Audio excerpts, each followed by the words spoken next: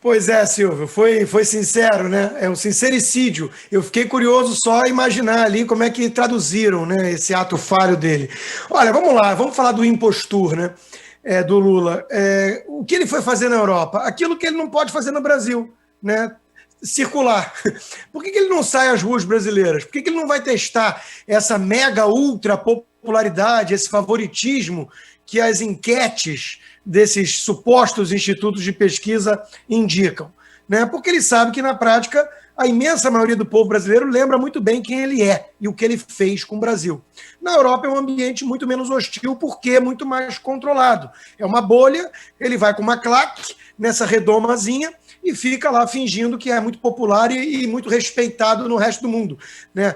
Posando de estadista, ele que é um ex-presidiário descondenado, graças aos amigos supremos, já falamos disso no primeiro bloco, né? Não precisamos voltar nisso, mas Lula só está solto e elegível e circulando por aí para difamar o Brasil e a democracia brasileira, porque é isso que ele fez na prática. Lá fora, graças aos seus companheiros supremos. Agora, o que me chama a atenção nisso também, Silvio, é o complexo de vira-latas de que falava Nelson Rodrigues da nossa imprensa.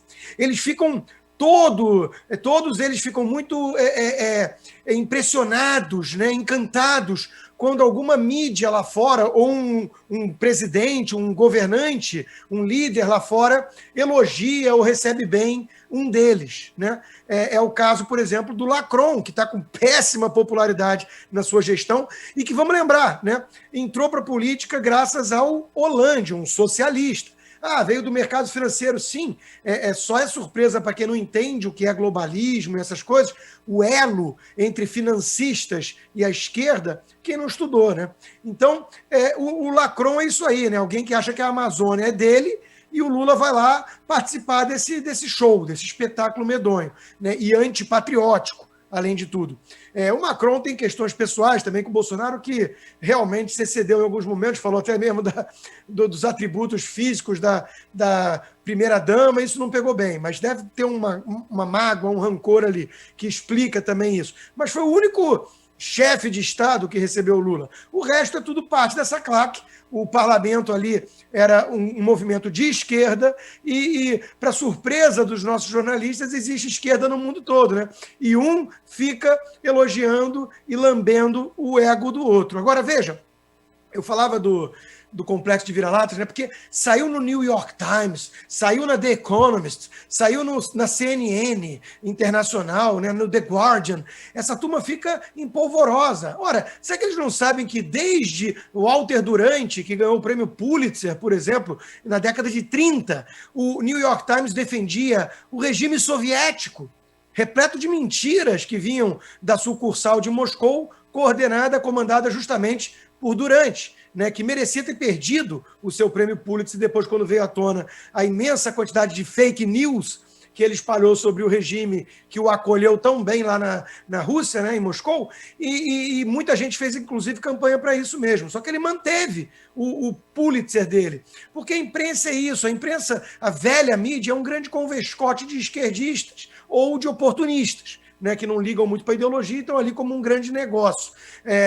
A CNN, idem, né, o seu grande magnata, né, sempre elogiou Fidel Castro e por aí vai. Então, qual é a novidade de saber que tem esquerda no mundo todo, e principalmente a esquerda culpada europeia, adora um típico líder corrupto e autoritário latino-americano? Esse pessoal defendeu e defende até hoje Che Guevara.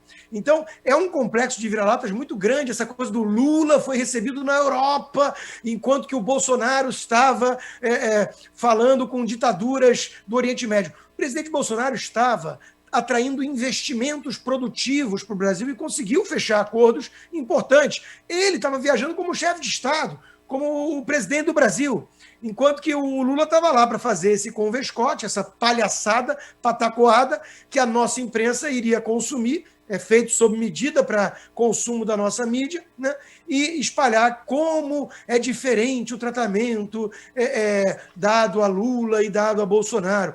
E ainda teve gente, né, vamos citar alguns nomes, até que dois são da mesma família.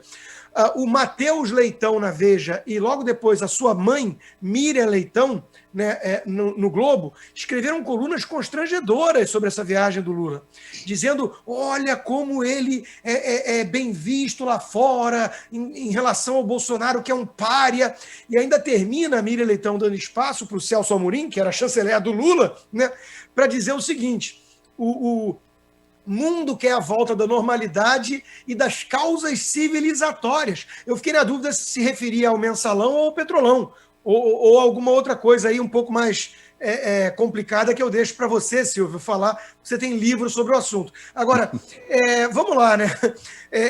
E ainda termina dizendo assim, o Lula, o marqueteiro do Lula vai ter um prato cheio na mão, porque enquanto o Lula era recebido dessa forma, Bolsonaro estava elogiando regimes ditatoriais no Oriente Médio.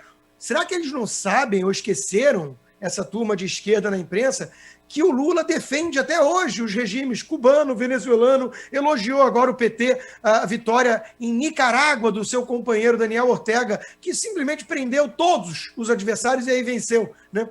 Então, é um esforço tão grande de inversão, de deturpação da realidade, que realmente eles acham que todo mundo é otário. Mas é por isso que eles têm que ir fazer turismo na Europa, porque eles sabem que, na prática, se sair na Paulista, se for para as ruas do Brasil, o tratamento é bem diferente.